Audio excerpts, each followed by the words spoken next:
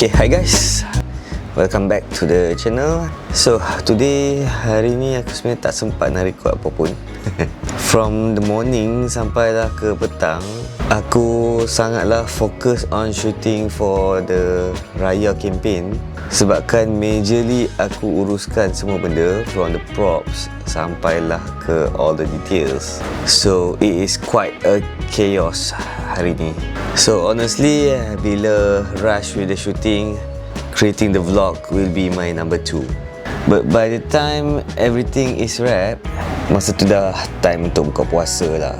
So I was quite a bit too tired untuk thinking of the vlog.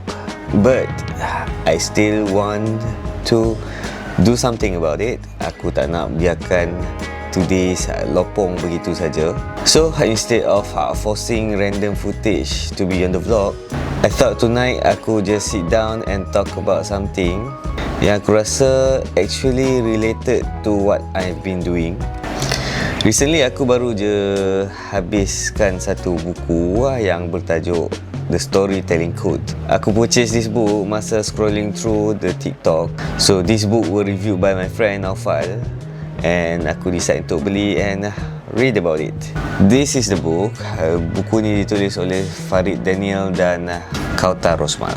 Sebenarnya aku tak plan untuk review this book hari ni, but since today literally a day about shooting and crafting the visual work, so aku rasa the timing tu macam ngam jugalah kan. So let's talk about it.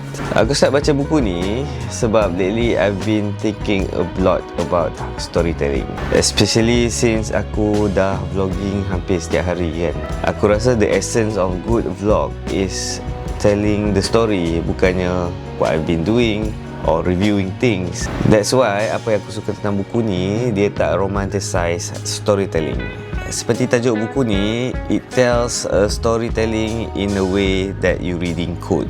Macam formula, dia ada structured way to do it. Jadi, as someone yang dah ada pengalaman hampir 11 tahun, more than that, somehow it hit me. Because sometimes I have the guilt of thinking that a nice visual dah mencukupi, which I think already can be a story. Tapi buku ni argues that the visual without intention sebenarnya hanyalah decoration. One thing that stuck to me, that the story need attention. Bukan attention, attention. Bukan drama, not shouting, just attention. Contohnya, kalau vlog hari ni, aku just show aku wake up, bawa kereta, pergi ke studio, balik lepas tu buka puasa. That is a documentation. But where is the tension kan? The tension dia boleh jadi I'm tired of pushing the daily vlog. Macam hari ni I want to focus on the Raya shoot, tapi aku juga menjanjikan consistency dalam daily vlogging, atau ketakutan aku untuk slow down this daily vlog seriau yang the momentums will be gone. And that's a story. Buku ni juga dia emphasize on clarity over cleverness. Sebab sebagai seorang yang in a creative industry, most of the time you want to look smart. Kita nak ada fancy transition, a very symbolic shot, dan maybe a deep caption. But what's more important is simple are way better than impressive.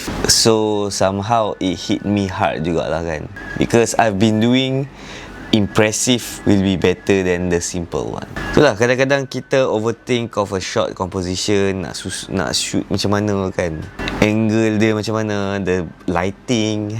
But actually the audience would want more emotion, nak rasa the sentiment of the family, the warmness of the bond. Jadi buku ni is a good reminder untuk akulah that story is about change. It is about before, after. It is about belief, shift. It is about comfort towards discomfort.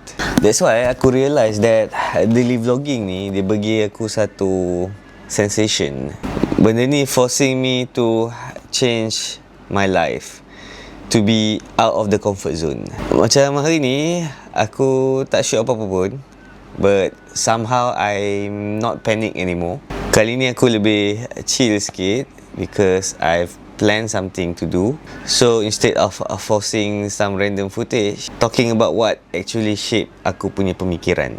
So that's what storytelling does to us. So apa aku rasa tentang buku ni, and who should have it, who should read it? Honestly, aku suka buku ni sebab if you think about it, buku ni sebenarnya sangatlah practical. It makes my vlog see it in a different way. Instead of documentation, I'm seeing it in a storytelling way. Jadi sekarang ni, setiap kali aku shoot, I always have the question, where is the tension? Apa yang berubah hari ni? And will people care about the story? Macam hari ni, the change is I'm not recording much hari ni. Aku okay untuk prioritize with working on the actual work. And I'm trying to be okay just sitting down for the vlog and just talk. Tak ada B-roll, tak ada area shot, just me and the cameras talking to each other. Macam aku usually cakap, the vlog don't need to be a big lesson every time. Sebab buku ni buatkan aku realise that storytelling is not about the dramatic moments, tapi it's about noticing friction. Dan aku rasa that is something that I can do to figure it out. And aku rasa untuk malam ni cukuplah sampai situ.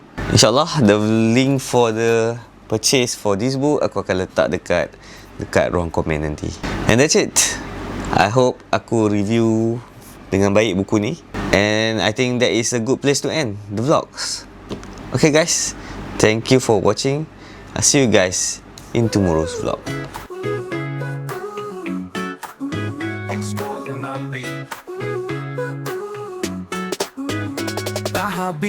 Dah habis vlog hari ini sampai sini. Jangan lupa, jangan risau, jumpa lagi esok pagi.